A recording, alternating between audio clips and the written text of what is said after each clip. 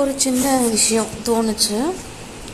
சில பேர் சொல்லுவாங்க, நான் உன்னை விட சந்தோஷமாக இருக்கேன், உன்னை விட வெல்த்தியராக இருக்கேன், உன்னோட மோர் சக்ஸஸ்ஃபுல்லாக இருக்கேன், உன்னோட வெரி சாட்டிஸ்ஃபைடு லைஃப் லீட் பண்ணுறேன் அப்படின்னு.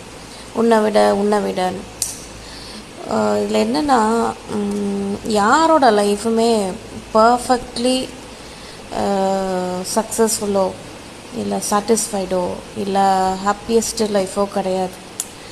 இந்த கடவுள் இருக்கான் பார்த்தீங்களா, அவன் என்ன பண்ணுவான்னா, ஆட்டுக்கு வாழை எப்பவுமே அளந்து தான் வைப்பான். அதனால் நீங்கள் அடுத்தவங்கள வச்சு கம்பேர் பண்ணி சில விஷயம் பேசும்போது நமக்கு கடவுள் எதெல்லாம் அளந்து வச்சுருக்கான்றதை யோசிங்க. ஓகேங்களா?